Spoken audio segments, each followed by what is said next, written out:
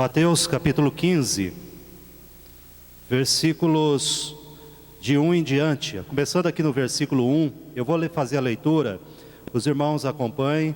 Mateus capítulo 15, se você estiver próximo de alguém que porventura não está aí com a sua Bíblia, compartilhe a palavra de Deus.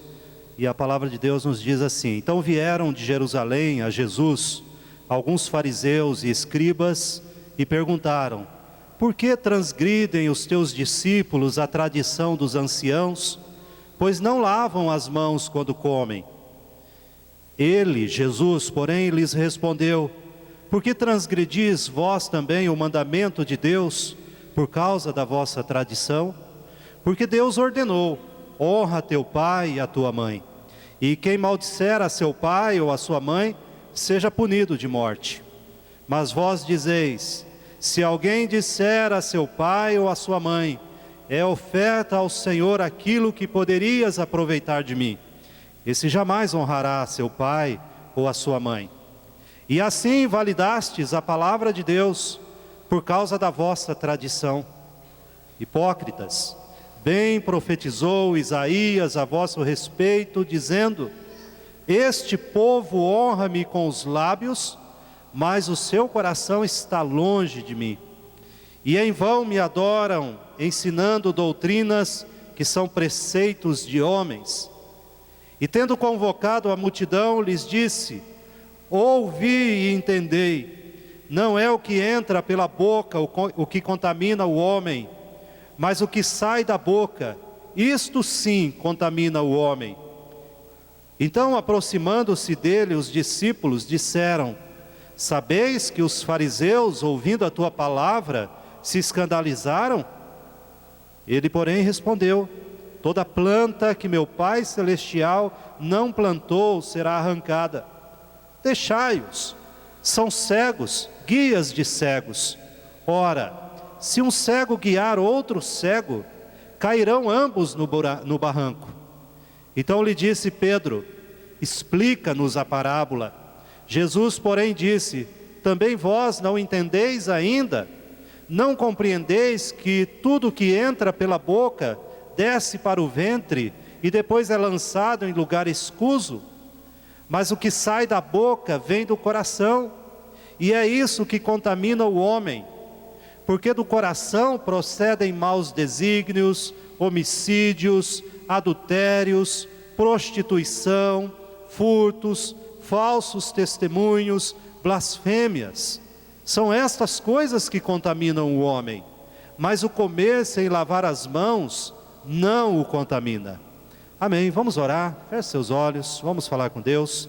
Pai Celestial, neste momento, Pai, que nós estamos aqui reunidos na igreja, nesse momento separado para o culto público que o Senhor mesmo nos ordena, para nos reunirmos e cultuarmos ao Senhor. E assim, Pai, em nome de Jesus, com toda a nossa imperfeição, com tudo aquilo, Pai, que muitas vezes no nosso coração ainda precisa ser mudado, nós estamos aqui reunidos, porque nós cremos no Senhor.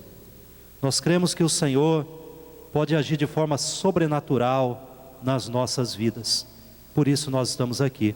E que a Tua palavra, ela venha, Pai, fazer sentido para nós. Não um sentido humano, mas um sentido, Pai, que venha do Teu Espírito Santo. É a oração que fazemos em nome de Jesus. Amém, Senhor. Amém. Meus irmãos, nós sabemos que até pouco tempo atrás, questão de pouco mais de um século, as pessoas não sabiam por que havia transmissões de doenças, contágios. Então a medicina ainda estava bem atrasada e ela então fazia os seus procedimentos muito rudimentares e muitas pessoas eram contaminadas. E eles não sabiam até alguns anos depois que pequenos micro-organismos, pequenos seres que infectavam as pessoas. Então até essa descoberta tremenda de que existia um universo que nós não poderíamos enxergar, mas um universo físico de bactérias, de vírus, os médicos e todos aqueles que faziam os procedimentos não se preocupavam então com a higiene. Isso matou muitas pessoas por contaminação. Mas nos dias de hoje também, apesar de todo esse conhecimento, nós temos visto muitos contágios em hospitais e em outros meios de doenças, de enfermidades, algumas mais leves, como uma gripe que se contagia, mas também outras muito mais graves, vindo até mesmo a causar morte de muitas pessoas. E quando nós olhamos para a palavra de Deus, nós vemos aí também a palavra de Deus falando de um contágio. E ela fala que há um contágio também espiritual e moral. Paulo, escrevendo lá em 1 Coríntios, capítulo 15, versículo 33, ele vai nos dizer assim: não vos enganeis, as más conversações corrompem os bons costumes. E de fato é isso mesmo. Quando você pega uma criança e ela está sob o seu poder, sob o seu domínio, e de repente você a coloca em outro ambiente, numa escola, ela começa a ir à escola, e de repente você estranha, porque ela está dizendo alguma palavra que você não ensinou, e até o pai e a mãe dizem: mas eu nunca ensinei isto. É justamente o contato com outros, o contato com pessoas, às vezes pode corromper aquilo que estava indo bem. Então nós vemos que a palavra de Deus fala sobre isso. Mas nesse texto aqui, meus irmãos, voltando ao texto da palavra de Deus, será que a contaminação que se refere aqui, os fariseus estavam preocupados de que os discípulos de Jesus não lavavam as mãos antes de comer? Será que eles estavam preocupados, os fariseus estavam preocupados com a contaminação física? É sobre isso que eles falam aqui, uma preocupação com a higiene? Não, não é nada disso. A preocupação dos fariseus era uma questão de contaminação de rituais. Eles acreditavam então que precisava se ter alguns rituais para dizer que eles estavam puros. E se nós olharmos aqui no capítulo 14, como Jesus lida, um pouquinho antes, como Jesus lida com essa situação, descobrimos que Jesus, ele toma conhecimento, no capítulo 14, versículo 13, da morte de João Batista. João Batista havia colocado o dedo na ferida de Herodes, grande rei Herodes. Quando Herodes então toma por mulher a esposa do seu irmão Filipe, chamada Herodias, e João Batista então critica essa união, uma união que não poderia existir, e nessa crítica custa então a João Batista a sua liberdade. Herodes não gostou de ter ouvido a verdade e manda prender João Batista. E a mulher de Herodes, Herodias, ficou com seu coração certamente amargurado com aquilo, de que quem era aquele profeta que questionava um rei, questionava a atitude de um rei. Então certo dia a filha de Herodias dançou, e essa dança que a filha de Herodias fez na presença do rei Herodes custou a vida de João Batista. Por quê? Porque Herodias, depois de terminar a sua apresentação, a filha de Herodias, Herodes ficou tão encantado com aquela apresentação que disse para ela: olha, me peça o que quiser que eu te darei. E ela, consultando a sua mãe, a mãe imediatamente disse: peça a cabeça de João Batista numa bandeja. E foi o que aconteceu. João Batista perdeu a sua vida por causa de uma dança.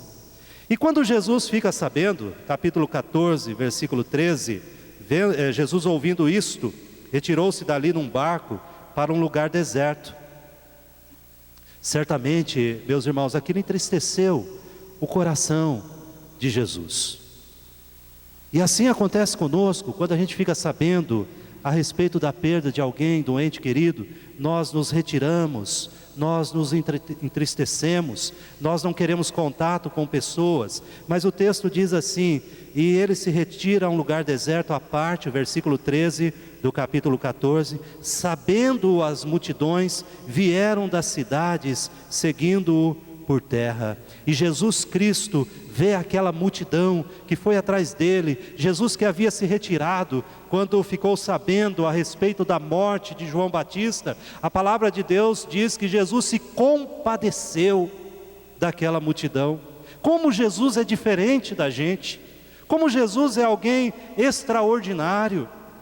Quando nós nos retiramos, quando nós nos entristecemos, queremos apenas ser consolados, queremos apenas que as pessoas nos deem algo, mas a palavra de Deus nos diz que mesmo neste momento, Jesus se compadece daquela multidão, e Jesus cura ali muitas pessoas. Jesus então multiplica os pães e peixes nessa ocasião. Mas o texto que nós encontramos aqui, quando Jesus então vai para uma cidade chamada Genezaré, no final do capítulo 14, e ali então ele cura muitas pessoas. E Genezaré é a cidade que acontece essa discussão de Jesus com os escribas e fariseus. Genezaré ficava a mais de 160 quilômetros de Jerusalém. Mas a Bíblia fala que uma comissão, uma comitiva de Jerusalém é mandada, formada por escribas e fariseus, para irem atrás de Jesus. Será que eles queriam ajudar Jesus, consolar Jesus naquela hora de dor e de luto? Não. A Bíblia nos fala, no versículo 1 do texto que nós lemos, capítulo 15, então vieram de Jerusalém a Jesus alguns fariseus e escribas e perguntaram. E a pergunta que eles fazem a Jesus era justamente para tentar o Senhor. E uma pergunta a respeito de contaminação, a respeito de lavar as mãos. E Jesus responde então essa pergunta com uma outra pergunta. Veja só o versículo 3: Jesus porém lhes respondeu: por que transgredis vós também o mandamento de Deus por causa da vossa tradição? O versículo 2, os fariseus perguntam a Jesus: por que transgredi os teus discípulos a tradição dos anciãos? E Jesus responde, colocando a questão em outro nível, e disse: por que vocês transgridem os mandamentos de Deus? Eles estavam preocupados com a tradição dos homens, e Jesus estava preocupado com os mandamentos de Deus. Meus irmãos, eu quero nessa noite meditar aqui rapidamente sobre o que contamina o coração do homem. O que contamina o coração do homem? Esse texto aqui vai responder essa pergunta. Ele vai falar para nós. Jesus Cristo aqui, ele expõe a maldade do coração, a contaminação do coração daquelas pessoas que ali estavam. Quem sabe isso nos ajude também esta noite, e tem sido a minha oração, e é a minha oração, para que isso nos ajude. Enquanto eu estava lendo esse texto, de fato eu fiz essa pergunta para mim: o que contamina o nosso coração? O que contamina o nosso coração? E é importante descobrirmos se há esse tipo de contaminação na nossa vida, porque Jesus Cristo vai nos dizer que o que contamina o coração de um homem, de uma mulher, é a hipocrisia disfarçada de humildade. Isso contamina o coração de uma pessoa, é a hipocrisia disfarçada de humildade. E ele vai dizer para nós aqui no versículo 4 em diante, quando Jesus Cristo então coloca essa discussão num nível muito mais profundo. Ele não está falando agora mais de manipulação de objetos, do que você come, se você lava as mãos. Ele não está mais falando sobre isso, mas agora ele pega e tenta trazer essas pessoas a compreenderem que é algo muito mais grave, porque eles estavam quebrando o mandamento de Deus. Então o texto fala assim no versículo 4, porque Deus ordenou, e ele cita aqui Êxodo 20, versículo 13, que é o 5º mandamento: honra a teu pai e a tua mãe. Viu aqui as crianças que estão aqui? Hoje nós não tivemos a saída das crianças, mas crianças, há um mandamento de Deus muito importante. E ele fala que nós precisamos obedecer o nosso pai e a nossa mãe. Isso é muito importante para Deus. E se você fizer isso, se você obedecer isso, você está purificando o seu coração na presença de Deus. E ele vai dizer assim: honra teu pai e tua mãe. Ele diz no versículo 4. E ele vai citar de novo Êxodo 21, 17, dizendo assim: quem maldisser a seu pai ou a sua mãe, seja punido de morte. Olha como é importante isto. Os fariseus, então, eles estavam preocupados em lavar a mão num ritual, em algo ritualístico. Alguns séculos antes, alguns mestres da lei, então, transmitiram oralmente esses ensinamentos, dizendo, talvez no início, certamente isso foi importante para eles, porque a lavagem de mãos, como eu disse, não era uma questão de higiene. Quando seu pai e sua mãe dizem lá, vai lá lavar a mão antes do almoço, não era essa questão aqui. A lavagem de mãos ali antes de comer simbolizava, provavelmente no início, a lavagem espiritual, de que a sua alma estava limpa diante de Deus. Então a sujeira da mão simbolizava a sujeira do coração. Só que com o tempo, o que eles fizeram? Aquilo que era apenas um símbolo, apenas apontava para uma outra realidade, se tornou um fim em si mesmo. Então eles não estavam mais preocupados com a pureza da sua alma, estavam preocupados com o ritual. Assim como a gente pode pecar achando que vir à igreja é apenas um ritual sem sentido, e não mais atentamos no que isso significa. Como daqui a pouco nós vamos participar da ceia do Senhor, achando então que ela é apenas um ritual em si mesmo, sem sentido espiritual, e esse é o grande perigo. Então Jesus Cristo começa a falar a esse respeito. O versículo 5 ele vai dizer: mas vós dizeis, se alguém disser a seu pai ou a sua mãe, é oferta ao Senhor aquilo que poderíeis aproveitar de mim, esse jamais honrará seu pai ou a sua mãe, e assim invalidastes a palavra de Deus por causa da vossa tradição. Hipócritas, bem profetizou Isaías a vosso respeito, dizendo: este povo honra-me com os lábios, mas o seu coração está longe de mim, e em vão me adoram, ensinando doutrinas que são preceitos de homens. Marcos, o Evangelho de Marcos, capítulo 7, quando o evangelista Marcos também conta essa história ali, no versículo 11 ele fala de uma palavrinha chamada Corbã. Se você abrir lá em Marcos 7:11, você vai descobrir essa palavra ali, Corbã. O que é Corbã? Corbã era uma palavrinha hebraica que significa um presente. Então, qual era a tradição? Tradição dos homens, inventada pelos homens. Isso é um perigo. É que se você dissesse então, se você fosse lá no templo e dissesse ao sacerdote: olha, eu tenho aqui um dinheiro, eu tenho aqui um bem, uma propriedade, um dinheiro, e eu quero legalizar que isso se torne um corbã. Muito bem, era legalizado no templo. Ao se tornar um corbã, você estava dizendo: isso aqui é de Deus, parece bonito. Isso aqui é de Deus, esta casa, este dinheiro, esta propriedade é de Deus, é uma oferta para Deus. É isso que Jesus está dizendo aqui. Se é de Deus, os fariseus e escribas malandramente, ardilosamente dizia: bom, se alguém precisasse de alguma coisa, olha, eu até tenho um dinheiro, mas não posso te ajudar, porque isso aqui não é meu, é de Deus.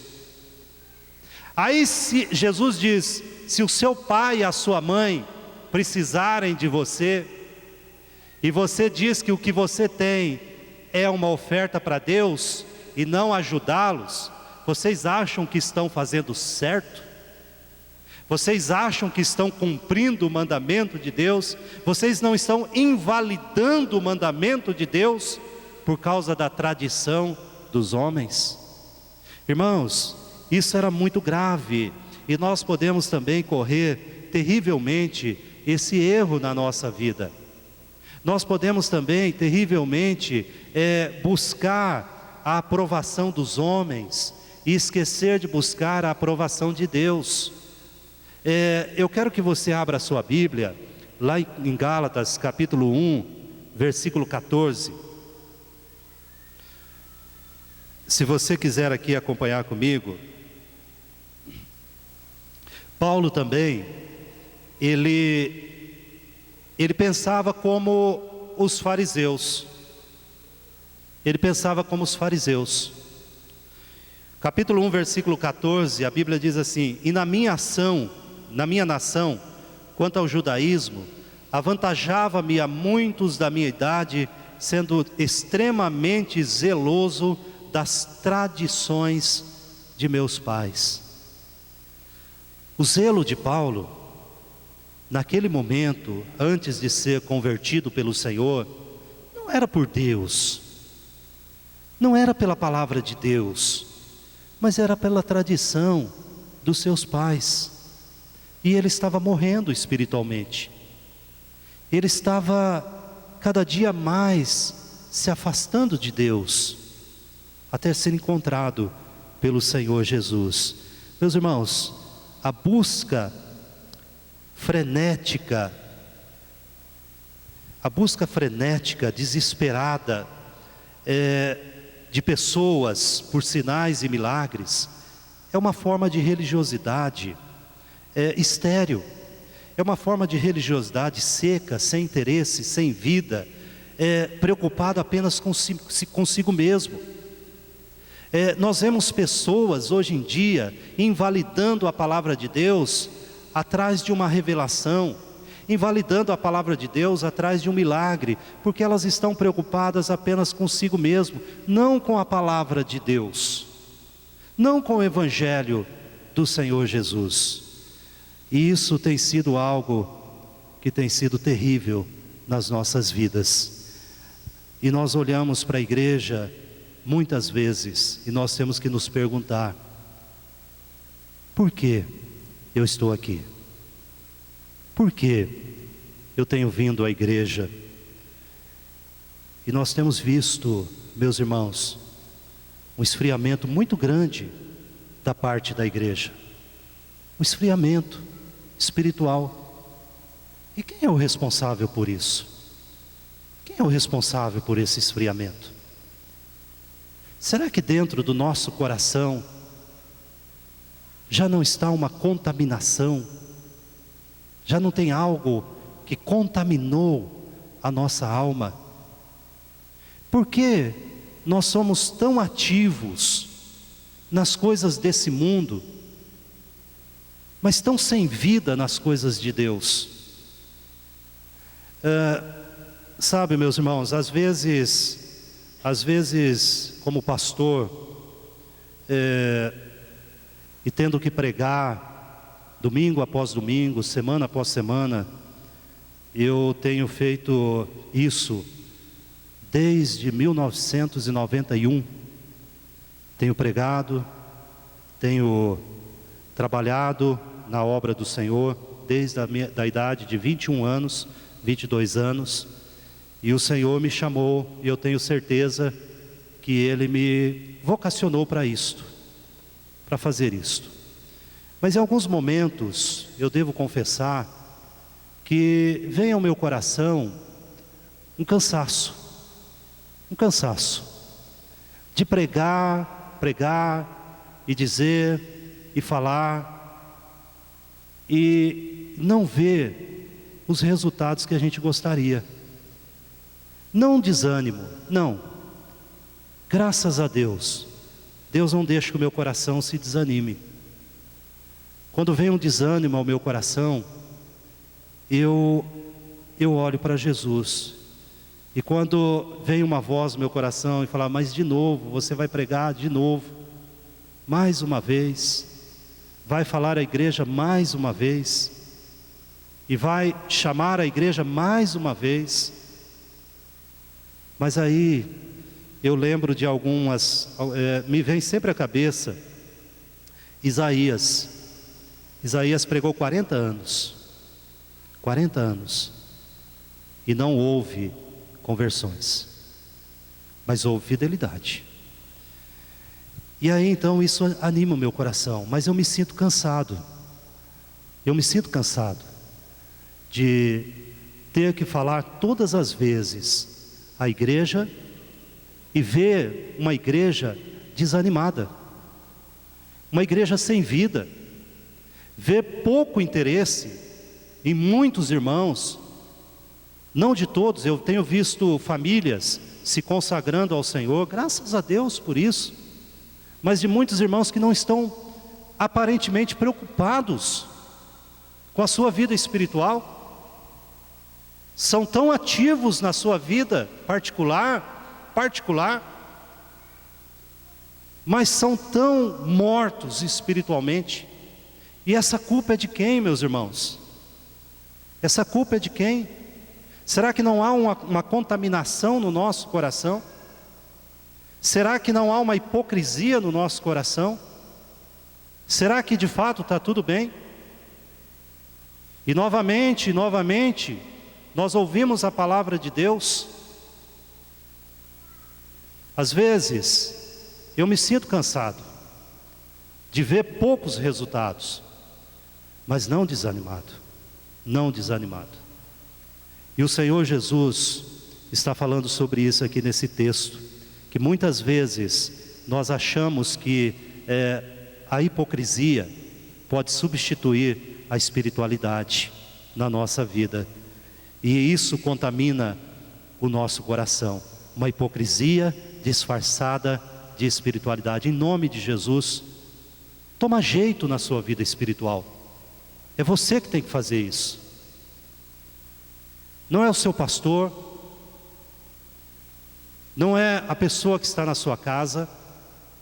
Se você não se colocar diante de Deus e se arrepender no pó e na cinza, Deus vai cobrar de você, não vai ser de mim, é de você. Ele vai cobrar de mim o que depende de cobrar de mim, mas Ele vai cobrar de você. Mateus capítulo 16, a palavra de Deus nos diz assim: aproximando-se os fariseus e os saduceus, tentando novamente, pediram-lhe que lhes mostrasse um sinal vindo do céu. Ele, porém, lhes respondeu: chegada a tarde, dizeis, haverá bom tempo, porque o céu está avermelhado. E pela manhã, hoje haverá tempestade, porque o céu está de um vermelho sombrio. Sabeis, na verdade, discernir o aspecto do céu, e não podeis discernir os sinais dos tempos? Uma geração má e adúltera pede um sinal, e nenhum sinal lhe será dado, senão de Jonas. E deixando-os, retirou-se. Nós vemos aqui os fariseus pedindo um sinal, os fariseus e os escribas, saduceus, no caso aqui, e Jesus fala: olha, só tem um sinal para vocês. Versículo 4, e o sinal de Jonas. E sai. Talvez eles ficassem, esse homem está ficando doido. A gente pede um sinal, ele fala: o único sinal que eu posso dar para vocês é o sinal de Jonas. E vira as costas e vai embora. E eles não entendem nada. Não entendem nada porque não andam com Jesus. Quando a gente anda com Jesus, a gente entende. É diferente as coisas. E se eles andassem com Jesus, eles entenderiam que o sinal de Jonas é um sinal claro. Porque assim como Jonas ficou 3 dias e 3 noites no ventre do peixe, o Filho do Homem também será retido 3 dias e 3 noites pela morte, mas ressuscitará. Esse é o sinal. Mas quantos não entendem o sinal? Quantos não estão preocupados com isso? Quantos que andam por este mundo, pouco se importando com o que Deus espera da sua vida? Se dizem crentes, vêm à igreja, fazem alguns rituais, mas o coração está longe de Deus. Será que é esse tipo de vida religiosa, espiritual, que nós estamos nos conformando? É isso mesmo? Ouvimos domingo após domingo a pregação da palavra, e é isso mesmo? Irmãos, de vez em quando eu gosto de fazer minhas devocionais de manhã, ler a palavra de Deus, orar, e depois à noite também. E de vez em quando eu me pego naquele momento pensando assim: eu vou deixar para lá, hoje eu não vou fazer não. Eu imediatamente trago a minha mente para Cristo. Imediatamente eu levo o meu pensamento para a palavra. Irmãos, não é fácil. Não é fácil. Mas se você e eu não fizermos isso, certamente nós seremos derrotados. Tem saído muito na internet hoje em dia de pastores que são vítimas da igreja. Eu não acredito nisso. Não acredito que o pastor é vítima da igreja, que a igreja oprime o pastor, que a igreja frustra o pastor, que o pastor fica deprimido por causa da igreja. Eu não acredito nisso. Nem o pastor é vítima da igreja, e nem a igreja deve ser vítima do pastor. Nós não podemos pensar assim. Se nós estamos abatidos, se nós estamos tristes, se nós estamos desanimados, se nós estamos desmotivados, é culpa nossa. Seria muito fácil eu dizer a culpa da minha depressão, a culpa da minha tristeza é da igreja. É mentira. A culpa é minha. E ao mesmo tempo, como igreja, eu não posso dizer, como membro de igreja, a culpa de eu estar assim é disto, é daquilo. Irmãos, nós temos que ter coragem e dizer diante de Deus que a culpa é nossa. Nós contaminamos o nosso coração quando deixamos a palavra de Deus de lado e nos preocupamos mais com as coisas deste mundo, com as coisas que não significam nada, não significam nada diante de Deus. Então esse pessoal não andava com Jesus, e por não andar com Jesus, eles não podiam entender essas coisas. E a palavra de Deus diz que é de coração que nós devemos crer. É de coração. É de coração que nós devemos amar. É de coração que nós devemos cantar. Como Paulo diz lá em Colossenses 3,16: habite ricamente em vós a palavra de Cristo. E aí de coração nós vamos cantar. É de coração que ele fala que nós cantamos, é de coração que nós obedecemos, como Paulo vai dizer em Romanos 6,17, é de coração que nós vimos aqui à frente e ofertamos, e damos os nossos dízimos e as nossas ofertas. E não é de admirar que Davi orou lá no Salmo 51, lá no versículo 10, dizendo assim: cria em mim, ó Deus, um coração puro. Cria em mim, ó Deus, um coração puro. Irmãos, o que contamina o coração do homem? A hipocrisia disfarçada de espiritualidade. E se há algum resquício, algum traço, algum sinal disso, imediatamente peça socorro a Deus. Não viva assim, meu irmão, em nome de Jesus. Não viva assim, nem um minuto, nem um minuto. O que contamina o coração do homem, volte aí ao texto da palavra de Deus, Mateus capítulo 15, e eu quero dizer para você que Jesus nos ensina aqui, que o que contamina o coração do homem é achar, olha só, é achar que a ofensa a Deus, ofender a Deus começa nas atitudes e não no coração. Era isso que os fariseus pensavam, que ofender a Deus era uma questão de ato e não uma questão de coração. E Jesus desmente isso, dizendo, não é nada disto.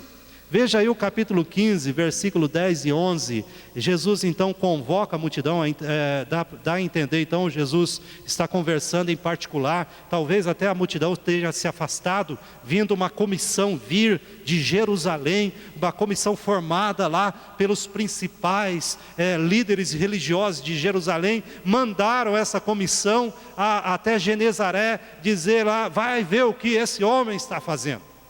E eles vêm, talvez a multidão constrangida pela presença daquelas autoridades, tenha se afastado um pouco, e no versículo 10, a palavra de Deus diz assim, tendo convocado a multidão, Jesus chama o povo de novo, e lhes disse, ouvi e entendei. Vamos ver agora o que nós precisamos ouvir e entender, que o Mestre Jesus Cristo está falando, e ele diz, não é o que entra pela boca o que contamina o homem, mas é o que sai da boca, isto sim contamina o homem.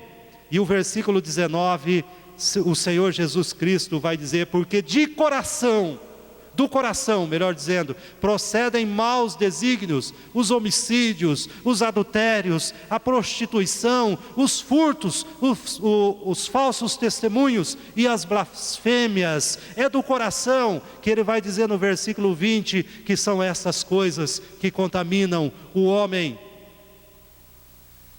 Isso eles não entenderam. Eles achavam, meus irmãos, que era alguma coisa que se fizesse. Jesus havia ensinado um pouco antes, no Sermão do Monte, quando os fariseus achavam que adulterar era apenas se deitar com uma mulher, ou a mulher se deitar com um homem, e Jesus Cristo vai dizer, não é isso, é do coração, se você olhar com intenção impura, você já fez. É isso que Jesus começa a ensinar para nós, é o que sai do nosso coração, não é o que entra na nossa boca, mas sim é o que sai, que traz sofrimento, que traz pecado. O que é o alimento, ele entra no nosso organismo, ele nos faz crescer, ele nos dá saúde. Então não é isso que nos contamina, mas é o veneno que sai do nosso coração, é que nos traz o sofrimento, que nos oprime, que nos faz tropeçar, que nos afasta de Deus, que nos faz hipócritas, que nos deixa longe da espiritualidade que o Senhor fala que devemos andar nela. Meus irmãos, Efésios 4, versículo 31, Paulo expressa isso dizendo assim para a gente, Efésios 4, 31, longe de vocês, longe de vós. Irmãos, preste muita atenção nesta palavra, em nome de Jesus, em nome de Jesus. Longe de vós toda amargura e cólera e ira e gritaria e blasfêmias e assim toda malícia. Afaste disso, longe, muito longe. Não deixe entrar isso no seu coração. Não deixe entrar amargura no seu coração, meus irmãos. Não deixe entrar a cólera, a ira. Não deixe entrar na sua casa a gritaria, palavrões, blasfêmias, malícia. O rapaz, o homem, não consegue mais olhar para uma mulher de forma impura, de forma pura, melhor dizendo. Já olha com o coração impuro, com o olhar impuro. Jó, isso eu aprendi quando ainda era jovem. Meu pastor ensinou para nós na época, isso ficou no meu coração. Jó dizendo: fiz uma aliança com os meus olhos. Como colocaria eu os meus olhos sobre uma donzela? E ele está falando de olhar impuro, olhar malicioso. Longe de nós tudo isso. Se nós não prezarmos pela nossa espiritualidade, meus irmãos, o nosso coração será cheio de coisas inconvenientes, de coisas terríveis. Então Jesus Cristo fala o que contamina não é o que você come. O que contamina não é propriamente agora, em primeiro lugar, em primeiro ato, o que você faz, mas o que já está no seu coração está contaminado. É isso que contamina. Porque é o mundo que talvez ninguém conhecerá, que está no seu coração, que talvez nunca chegará em Atos, mas já está no seu coração, e você já está contaminado, precisa da misericórdia de Deus. Essa é a verdade das Escrituras Sagradas, não podemos fugir dela. Talvez nunca ninguém saberá o que você pensa, nunca chegará em Atos, mas se está no seu coração, você está em dívida com Deus. Eu estou em dívida com Deus, se está no meu coração. E por último aqui, meus irmãos, eu quero dizer que o que contamina o coração do homem, nós falamos que a hipocrisia disfarçada em humildade. E nós falamos também que Jesus ensina que não é achar que a ofensa é das atitudes, mas é a intenção do coração que contamina. E por último eu queria dizer que o que contamina o coração de um homem, no ensino de Jesus aqui, é pôr a tradição dos homens acima da palavra de Deus. É pôr a palavra dos homens acima da palavra de Deus. Isso contamina o coração. E o versículo 12 em diante, capítulo 15, versículo 12, ele vai dizer assim para nós: então, aproximando-se dele, os discípulos disseram, preste bem atenção nessa sequência. Então Jesus conversa com os fariseus e os escribas, e eles colocam questões humanas, de homens, e Jesus coloca a questão de mandamentos, chama a multidão e fala: olha, está vendo? Não é o que entra, mas é o que sai que contamina. E agora os seus discípulos, no versículo 12, se aproximam de Jesus e dizem: sabes que os fariseus, ouvindo a tua palavra, se escandalizaram? Os discípulos vieram fazer isso, falar isso. E o versículo 12, Jesus responde: toda planta que meu Pai Celestial não plantou será arrancada. Ele não está falando dos fariseus, ele está falando do ensino dos fariseus.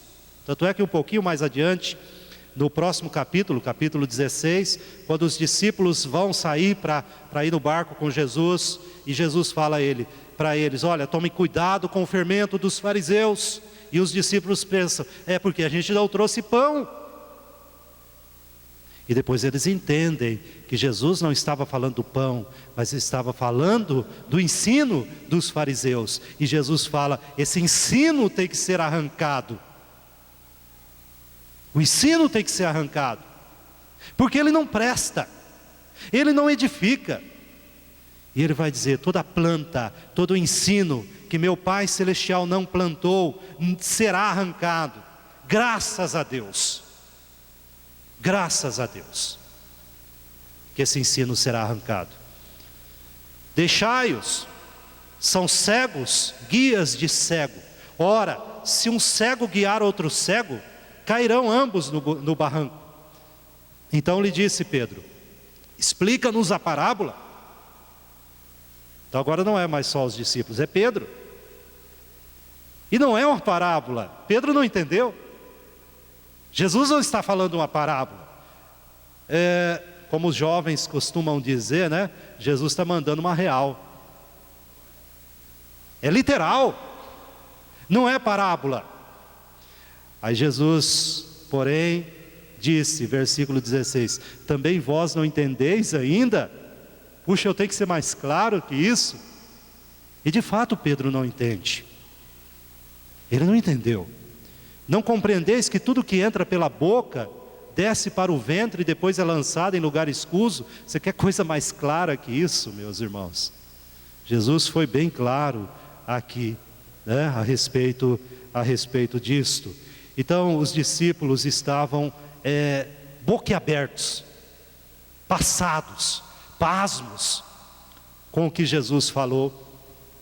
Como Jesus fala isso para esses homens? E irmãos, nós devemos lembrar que os discípulos cresceram desde pequenos, aprendendo que precisavam lavar as mãos, que é uma questão religiosa, desde cedo aprendendo que certos alimentos não poderiam ser consumidos, porque eram ritualmente impuros, desde pequeno aprendendo isso. Agora vem Jesus e diz: olha, isso é tradição dos homens, isso está fazendo mal para a vida espiritual de vocês. Pedro fica confuso, a sua cabeça fica confusa.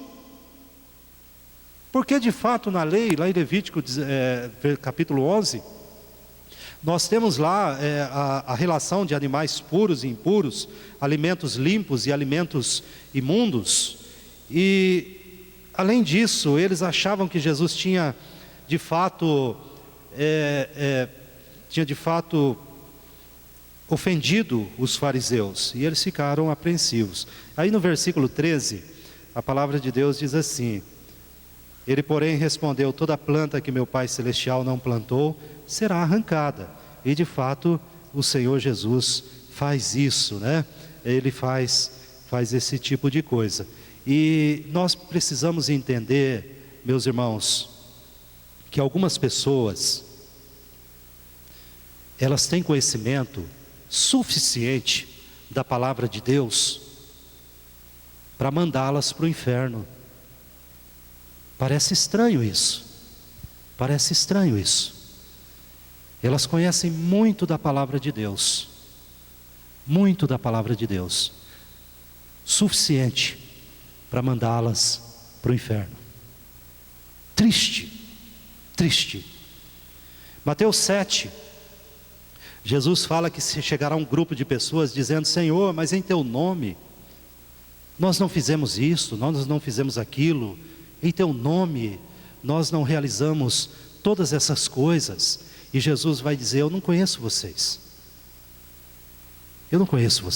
apartai-vos de mim, os que praticais a iniquidade. Essas pessoas têm um conhecimento da palavra de Deus, mas elas confiam em seu próprio conhecimento. Elas acham que serão aceitas por Deus pelo seu próprio conhecimento, e não pelo Senhor que dá o conhecimento, não pelo Senhor que concede. E elas têm um assentimento intelectual, elas concordam intelectualmente com muitas doutrinas da palavra de Deus, e as explicam intelectualmente, e as expõem intelectualmente, mas esta palavra não desceu aos seus corações, não transformou as suas vidas. É um assentimento intelectual, mas não há uma conversão. E por não apontar para Cristo, por não fazer com que aquelas pessoas sirvam a Deus melhor. E você pode fazer um teste, eu posso fazer um teste na minha vida, na minha própria vida. Se o meu conhecimento de Deus, se aquilo que eu sei da palavra de Deus não me tornou melhor do que um ano atrás, meu irmão, alguma coisa está errada. Porque se a palavra de Deus não me torna um homem melhor, não me torna um marido melhor, um filho melhor, alguma coisa está errada, porque ele está aqui, mas não está aqui. E eu tenho que tomar cuidado, se o meu conhecimento não está sendo apenas um auto-engano na minha vida. Eu preciso fazer perguntas sinceras diante de Deus. E o saber que não aponta para Cristo, que não nos leva a servir melhor a Deus, não nos leva a ser mais piedosos, mais perdoadores, não nos leva a ser mais santos, mais puros, mais reverentes. Ele nos levará a uma religiosidade, e uma religiosidade estéril. E a religiosidade estéril se manifesta de duas formas. A primeira forma de uma religiosidade estéril é o liberalismo. Não estou dizendo apenas de um liberalismo teológico, mas é um liberalismo moral mesmo. Eu me permito tudo, não há restrições, tudo me é permitido. E eu então me cerco de justificativas, me cerco de desculpas para, de alguma forma, calar a minha consciência, aliviar a minha consciência de que aquilo que eu estou fazendo está correto. A religiosidade nos leva a isso. Por outro lado, a religiosidade também nos leva ao legalismo. E Paulo vai falar alguma coisa a respeito disso. Se você quiser abrir a sua Bíblia, lá em Colossenses capítulo 2. Colossenses capítulo 2. O versículo 20 ao 23, ele vai falar sobre isso, de uma religiosidade legalista. Legalista. Quando ele vai dizer a partir do versículo 20: se morrestes com Cristo para os rudimentos do mundo, porque como se vivesseis no mundo, vos sujeitais a ordenanças, não manuseieis isto, não proves aquilo, não toques aquilo outro, segundo o preceito e doutrina dos homens. Pois que todas estas coisas, com o uso se destroem. Tais coisas, com efeito, têm aparência de sabedoria. Mas ele vai dizer, como culto de si mesmos, de falsa humildade e de rigor ascético, todavia não tem valor algum contra a sensualidade. Irmãos, a religiosidade, ela nos leva a um legalismo. E o legalismo é um culto a si mesmo. Era o que os fariseus estavam fazendo. E o culto a si mesmo leva finalmente a um liberalismo realmente até sensual, ele vai dizer. Porque ele vai falar, olha, quando você é tentado sexualmente, isso não tem valor. Isso não tem valor. O que segura você é a sua vida com Deus, é a sua vida com Cristo. Isso é que nos segura. Jesus vai falar a respeito dos fariseus em Mateus 23, um texto muito clássico e extenso. Eu não vou ler, mas eu gostaria que vocês dessem uma olhada em casa, a partir do versículo 13, Mateus 23, 13. Sejam como os crentes bereanos, né? Marque aí na sua Bíblia, chegue em casa e leia. Mas a partir daí, o versículo 13 de Mateus 23, Jesus então faz uma extensa descrição da hipocrisia. E ele vai dizer, ai de vós escribas e fariseus hipócritas. E aí ele vai falar que a primeira coisa que um hipócrita, um legalista faz é fechar o reino dos céus diante dos homens. E eu quero entender que essa lista terrível que Jesus coloca a partir do versículo 13, ela seja em ordem de importância. E a pior coisa que um hipócrita pode fazer é fechar o reino dos céus diante das pessoas, porque nem entram e nem deixam os outros entrarem. São pessoas que não se preocupam em evangelizar, são pessoas que não se preocupam com o seu testemunho, são pessoas que colocam cargos difíceis e pesados de carregar sobre as pessoas, são pessoas que falam, mas não fazem. Elas fecham o reino dos céus diante dos outros, e Jesus fala a respeito disso. Tradições, legalismo, hipocrisias, aparências, elas têm que ser extirpadas do nosso meio, se nós queremos de fato uma vida espiritual que seja significante. Pedro não consegue entender isso, é o que nós vimos no texto.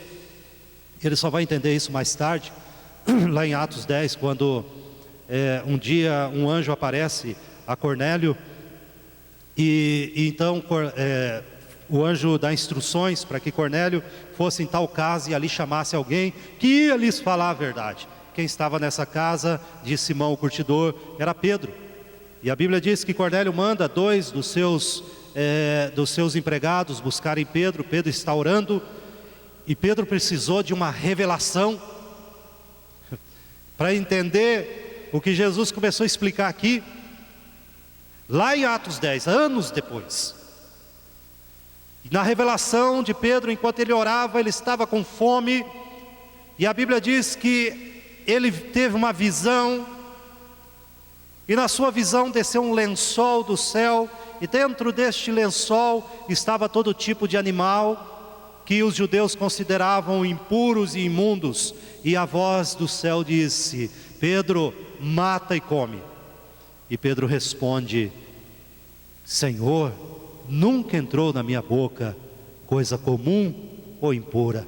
E por 3 vezes isso aconteceu, e o texto de Atos capítulo 10 vai dizer então que foi recolhido tudo para o céu, e uma voz disse: Pedro, não considere comum ou impuro aquilo que Deus purificou. Aí Pedro entendeu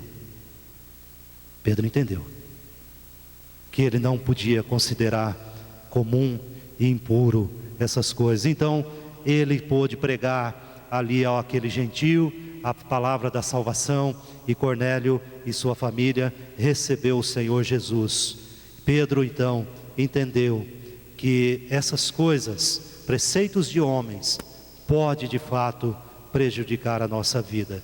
Meus irmãos, eu quero concluir aqui chamando a atenção para o versículo 18 e 19. Jesus faz uma conclusão aqui que eu acho maravilhosa, até o versículo 20, quando Jesus havia citado o 5º mandamento. Irmãos, qual é o 5º mandamento? Quem se lembra? Vamos lá: honra teu pai e a tua mãe. 5º mandamento. Aqui no versículo 18 e 19, principalmente 19, Jesus cita o 6º, o 7º, o 8º e o 9º mandamento, que os fariseus estavam quebrando. Eles não quebraram apenas o 5º mandamento. Olha, eles estavam preocupados em quebrar uma regra humana de lavar as mãos. Jesus fala: olha, vocês deviam se preocupar que vocês estão quebrando o 5º, o 6º, o 7º, o 8º e o 9º mandamento.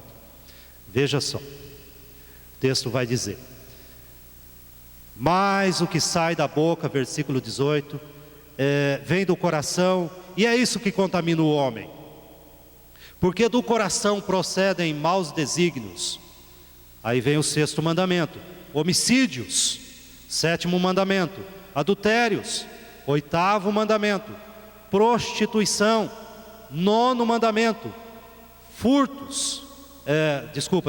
Vamos de novo: homicídios, 6º mandamento; adultério, 7º mandamento; prostituição, a mesma coisa, né? Furtos, 8º mandamento; e falso testemunho, 9º mandamento. Esses mandamentos estavam sendo quebrados, e as blasfêmias, que é uma referência ao 1º mandamento, são estas as coisas que contaminam o homem, mas o comer sem lavar as mãos não contamina. Irmãos, e eu gostaria que nós orássemos nesse momento, e como eu falei, nós temos percebido que algumas pessoas de fato têm consagrado as suas vidas ao Senhor, não têm se conformado com uma religiosidade medíocre, desmotivada, uma religiosidade isenta de santidade, mas eles querem uma vida diferente. Mas ao mesmo tempo nós temos visto pessoas e pessoas entrarem e saírem desta igreja sem uma mudança de vida, sem um compromisso sério com o Senhor que reflita no seu dia a dia e na sua vida de serviço a Deus. Irmão, em nome de Jesus, não é por causa do pastor, eu tenho que responder diante de Deus pela minha vida espiritual. Eu tenho que responder diante de Deus pela minha vida espiritual, mas certamente você terá que responder pela sua. É por causa da sua vida que eu quero que nesse momento você se coloque diante do Senhor e vamos orar. E fale: Senhor, pode ser, Senhor, que tenha coisas sim que estão contaminando o meu coração. Estão lá, eu sei, elas estão lá. Foram contaminados. E o meu próprio coração, o meu próprio pecado que fez isso. E a única solução é Jesus, não tem outra, é o Senhor. Ele purifica as nossas almas. Ele é o Senhor misericordioso, que quando Ele se retira para chorar pelos seus amigos, mesmo assim, pelo seu amigo João Batista, mesmo assim, Ele é tomado de compaixão pelas pessoas que precisam dEle. Nós precisamos dEle. E o Senhor certamente nos acudirá. Senhor, em nome de Jesus, nós estamos aqui esta noite, Pai, certo de que a fé, o crer, o convencimento, tudo isso, Pai, não vem da retórica, não vem do homem, mas vem do Teu Espírito. E quando é produzida pelo Teu Espírito, então, Pai, nenhuma força deste mundo pode destruir. Uma espiritualidade fragilizada, que qualquer situação, qualquer coisa desta terra quebra, desmorona, certamente isso não veio do Senhor. Mas quando há uma espiritualidade que venha do Senhor, Pai, nem todas as hostes do inferno, nem todos os demônios reunidos podem, Pai, desmotivar e desanimar um coração cuja espiritualidade, cuja vida espiritual foi produzida pelo Senhor. E é isso que nós queremos. Nós queremos isso, Pai, em nome de Jesus. Gera, Pai, estas coisas no coração daqueles que estão pedindo, que querem isso, que querem uma vida diferente. Uma vida, Pai, que sirva ao Senhor com alegria, com motivação, com coração grato, ardendo diante do Senhor. É a oração que fazemos em nome de Jesus. Amém, Senhor.